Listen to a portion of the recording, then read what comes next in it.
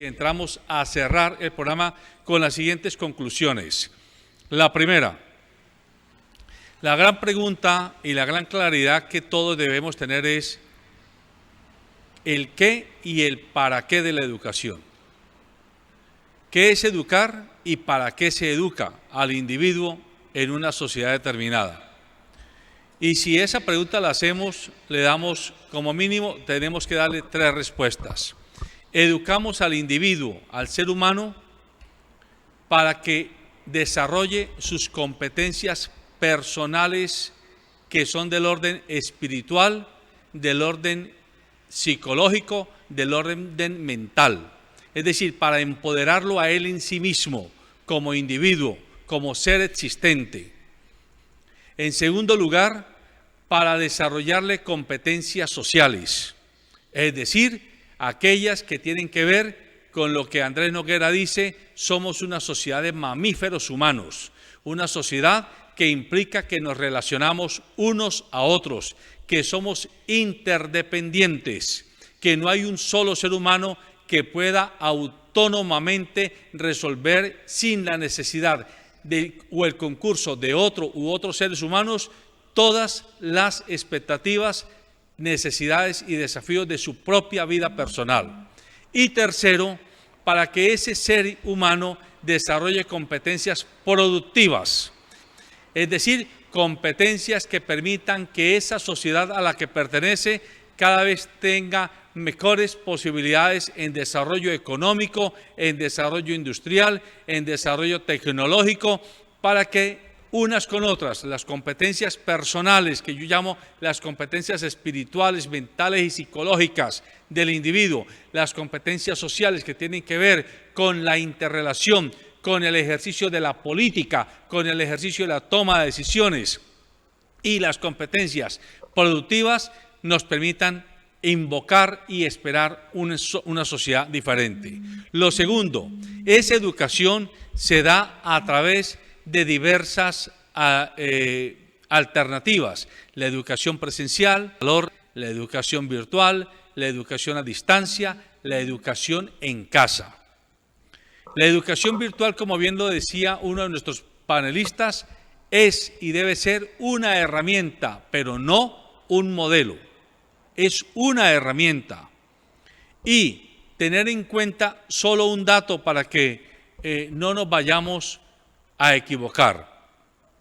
No puede pretenderse que los niños y los jóvenes terminen recibiendo solo educación virtual porque es, entre comillas, la más fácil de dar o de socializar o de masificar en el corto plazo, cuando, y escuchen esto, ya hay en los países del norte desarrollado proyectos de educación presencial de élite. Ya no solo son los colegios que de élite que conocemos nosotros en nuestras ciudades, no vamos a dar nombres ahora, pero que todos sabemos cuáles son, sino que hay unos colegios de superélites, donde grupos muy pequeños de estudiantes de las familias más ricas y poderosas de los países del norte van a educación presencial, porque ha sido la conclusión de estos grupos económicos y políticos poderosos. La educación presencial no la sustituye ninguna herramienta alternativa de la educación. Y si eso lo hacen los más ricos de los ricos y los más poderosos de los poderosos, pues por favor entendamos el mensaje. La educación presencial no se puede tirar por la borda. No se puede. Apoyarla sí, con educación virtual, apoyarla con educación a distancia, apoyarla con muchas fórmulas, pero no puede ser reemplazada la educación presencial. En tercer lugar, y aquí tenemos que entrar a mirar alternativa de solución. Los docentes que hablan en función de los colegios privados están diciendo, estamos en el peor de los mundos, porque, y el secretario de Educación lo dijo, como lo dice de acuerdo a la ley, pero ni él ni ningún funcionario se moja. Dejan a los colegios privados al garete, los dejan tirados a la guerra. Ustedes ahora tienen la obligación de dar educación a distancia y virtual. y miren a ver cómo resuelven el problema. Y usted no puede sacar al estudiante y usted no puede negarle la educación al estudiante porque incurre en una falta grave educativa. Pero ni el gobierno ni las autoridades educativas le insisten a los padres de familia que aquellos que lo puedan hacer paguen la educación de sus hijos, ni los padres de familia se sienten obligados a hacerlo aún pudiéndolo pagar. Porque también aquí hay que decirlo, está bien que la pandemia nos afecta a todos y que hay pobreza generalizada, pero también no nos hagamos los de las orejas largas. Hay mucho padre de familia en los sectores populares y yo aquí me estoy recordando a la afinada, a la hermana Alba Estela.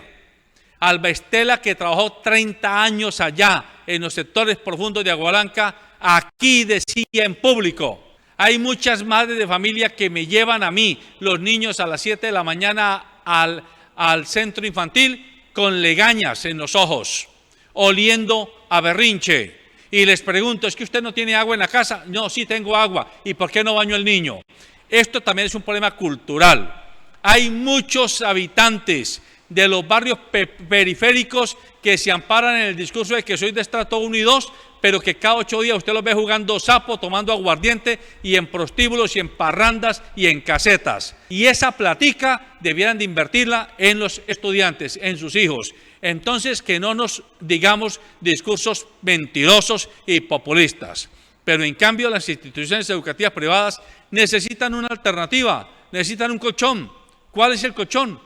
Señor alcalde, amplíe el programa de cobertura. Sabemos que hay muchos estudiantes y muchas instituciones que fueron sacadas del programa de cobertura. Pues es la hora en que, como estamos en emergencia y ante un hecho inédito, tome decisiones inéditas.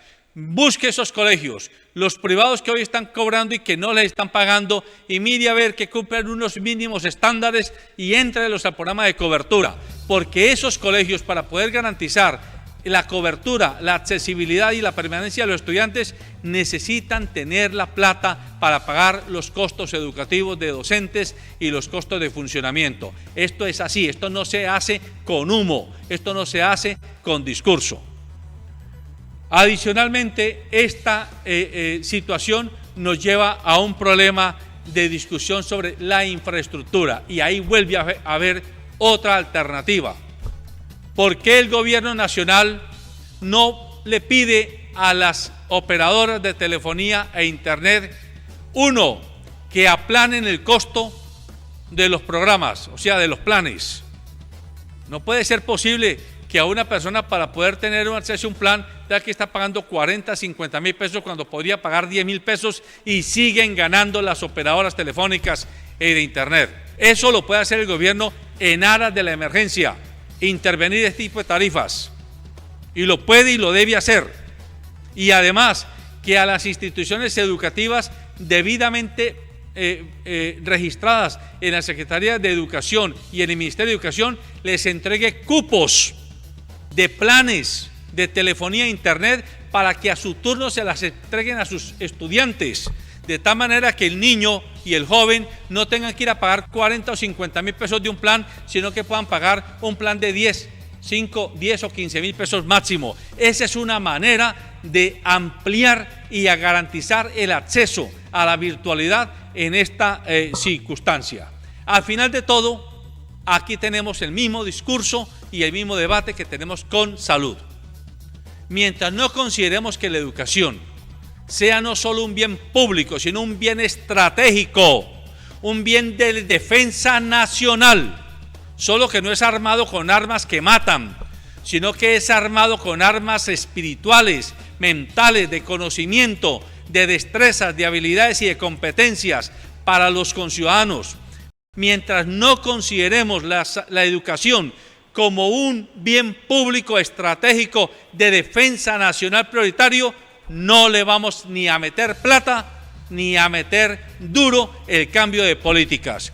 Y la educación, como ninguna otra política pública y servicio público, fundamenta el concepto de equidad. Y la equidad es: en esta cama dormimos todos y en esta mesa comemos todos. y por lo tanto todos a educarnos. Buenos días.